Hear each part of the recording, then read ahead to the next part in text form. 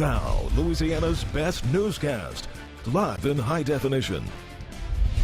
This is KNOE 8 News, your breaking news and weather authority. Coming up, budget crunch. The financial woes in Louisiana may be worse than we thought, and that could soon be affecting the state's residents. We'll tell you how. Plus, we hear from the accusers allegedly abused by America's dad in the wake of the first official charges being filed against Bill Cosby. We start you off with breaking news. Tanya Couch, the mother of affluenza teen Ethan Couch, is back in the United States and has been charged with hindering the apprehension of a felon. The mother was placed in handcuffs just a few hours ago by U.S. Marshals. This was right as she returned from Mexico and landed at LAX Airport in Los Angeles. Texas prosecutors charged Tanya Couch and set bail at $1 million. Now, the law caught up with Couch and her son in Mexico Monday after they disappeared earlier this month. He allegedly violated probation for killing 4 people in a drunk driving accident about 2 years ago. At that time, he was just 16. To more big national news, comedian Bill Cosby is free on $1 million bail. Now, this comes after he formerly was charged with felony aggravated indecent assault. The 78-year-old was arraigned yesterday in court. The charges stem from accusations that he drugged and sexually assaulted a woman at his Pennsylvania home 11 years ago. For many of Cosby's accusers, yesterday's charges brought a sense of vindication. Patricia Stewart is one of those accusers. She says Cosby sexually assaulted her in 1978 and 1980. This morning, she shared how she felt when she first learned of the criminal charges. Anytime I'm touched by anyone, I jump. And that has been difficult within my marriage of 35 years. My first reaction is to jump, even though I'm with a very safe person and love him very dearly. So I am just now beginning therapy for these assaults that occurred 37 years ago and looking forward to having some relief from those triggers. At least 50 women have accused Cosby of some kind of sexual abuse, from drugging to rape. Now, Cosby has long denied the allegations. Back closer to home, times are a little tighter in Baton Rouge than previously thought. At least that's how the budget architect for incoming Governor John Bel Edwards sees it. Jay Darden said yesterday in his first news conference overseeing the budget that the state's financial problems are far worse than previously thought. As a result, Darden says the possibility of raising taxes is on the table, along with spending cuts and the rollback of tax breaks. Right now, the state is about $1.9 billion short on revenue. This includes a gap of around $750 million that must be bridged by June. Of course, the legislature would have to approve any tax increase or the rollback of tax breaks. To national politics, presidential candidates are feeling the crunch today as they prepare for the final campaign day of the year. At his final rally of 2015, Donald Trump kept his focus on former President Bill Clinton. Meantime, the rest of the Republican field continued to criticize one another. Jan Crawford is in Washington with the details. And the husband's one of the great abusers of the world? Give me a break. In South Carolina, Donald Trump bragged about his latest dust-up with Hillary Clinton. She said he's demonstrated a penchant. I demonstrated a penchant for sexism. Can you believe it? Me. Nobody respects women more than Donald Trump. That I can tell you. Nobody. Trump had fired back that the real sexist is Clinton's husband, Bill, a point he says has the Democratic frontrunner changing her tune. And she gets up, makes a speech that doesn't even mention anything about me with sexism or anything else. I wonder why. I wonder why. Before his presidential run, Trump over the years generally defended Bill Clinton. In 2008, he called the impeachment hearings in the wake of Clinton's affair with White House intern Monica Lewinsky nonsense, though at the time he questioned the president's judgment. It was his choice. It was Monica, he told the New York Times. I mean, terrible choice. Now 312 days to the November 8th general election.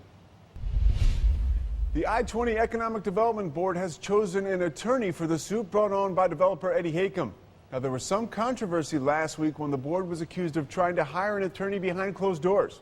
This is something that has to be done in public. So last night, the board chose the law firm of Gold, Weems, Bruiser, Sues, and Rundell. The firm is out of Alexandria. Hakem is suing the board for breaking a contract. Now, the dispute is over land donated to be used for widening part of I-20. The next one was trying to get this particular lawsuit settled, and when we get it settled, we're going to move on to try to do things in which we had originally tried to do, and we're going to continue our progress, and we are making great progress out in our 20 district. There is still no set date for the lawsuit to begin.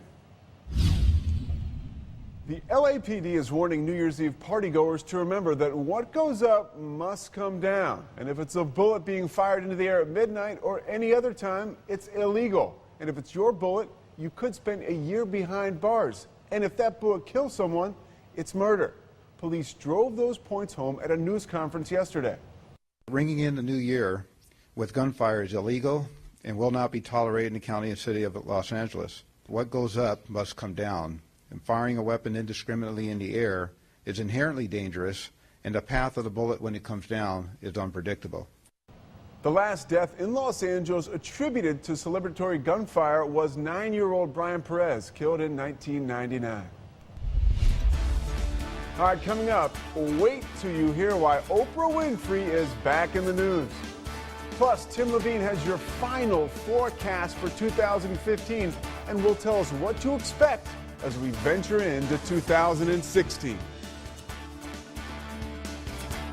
Number 1 rated KNOE 8 News, your breaking news and weather authority with Pete Sousa and Tim Levine.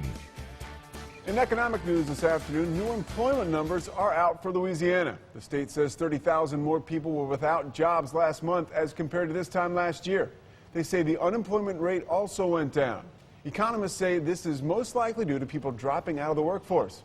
Experts with the state say much of the blame is for low jobs because of the job losses with oil. Now, Oprah helps a stock gain major ground. And which alcoholic drink had a very good year? Well, here's Wendy Gillette with that and more in your CBS Money Watch. It's the last trading day of 2015. Stocks started the day lower. Tomorrow, the markets are closed for the New Year's Day holiday. If you're tired of cramped economy seats on international flights, you'll soon have a new option. Singapore Airlines is bringing its premium economy class to the U.S. in the new year. The seats recline 8 inches and are 18 to 19 inches wide in their own private cabin. You also get free champagne throughout the flight and a service called Book the Cook, so you can choose what you want to eat before you even board. AT&T is killing its 2-year contract starting January 8th. The cell phone company's new policy, called Next, requires customers to rent their smartphones for a monthly fee instead of signing a contract and paying less for their devices. AT&T is currently the only major U.S. carrier that still offers contracts. And there's a new bracelet called June made by a French company that measures your sun exposure. The W Retreat and Spa in Vieques, an island in Puerto Rico, will begin offering the bracelets to guests in the new year. The jewel hides UV sensors and a battery which can last a month. It connects to an app that lets you know when you should put on sunscreen or get in the shade. That's your Money Watch. For more, log on to cbsmoneywatch.com. In New York, I'm Wendy Gillette.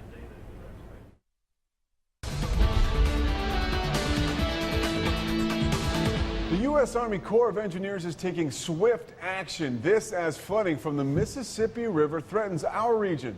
Yesterday, they announced it would open a flood control structure about 50 miles northwest of Baton Rouge. Governor Bobby Jindal also declared a state of emergency. Jindal and Governor-elect John Bell Edwards were at a meeting yesterday with the state's Unified Command Group. They received updates on the situation and discussed preparations to minimize damage. Check out this photo. Love is in the air. We'll tell you more about it coming up next. All right, now trending, a holiday photo of a Monroe couple has gone viral, proving that love comes in all shapes and sizes. Pendarius and Tynedra Bell say they posted the picture on Christmas, and the next day they were swamped with thousands of Facebook friend requests. Tynedra now has over 5,000 Facebook friends and 8,000 plus followers. Tynedra says she hopes this photo gives people hope that they too can find love. I got a lot of people following me. Like, people was inboxing me, telling me they look up to me. One girl told me how she was overweight and she wasn't nothing but 15. And I inspired her to follow her heart. Good stuff there. Tynedra and Pendarius say they plan to have a viral party next month to celebrate their newfound fame. New Year's Eve revelers started lining up very early this morning in Times Square, New York. Now, more than 1 million people are expected to party in Midtown Manhattan tonight, and 1 billion more will watch on TV. Jamie Yukas reports. Crowds for the world's biggest party showed up early to get a spot in Times Square. It's a once-in-a-lifetime experience, so I figured I'd get it out of the way while I'm still young. At the same time, security is working to make sure revelers can safely ring in the new year. We're the best prepared city in the country. We know how to do big events. We've shown it time and time again. Officials say there is no specific or credible threat, but close to 6,000 officers will be in Times Square, just in case. Some in uniform, some undercover.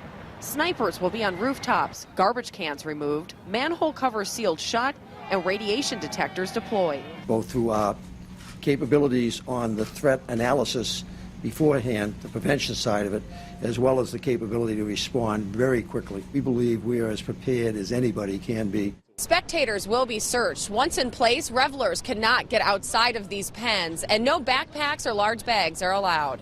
Tell me why you're here. I'm here because it's my birthday as soon as the ball drops at midnight, and it's my 19th birthday. Those showing up early aren't worried. They're excited for a good time. Preparations for that have been underway too.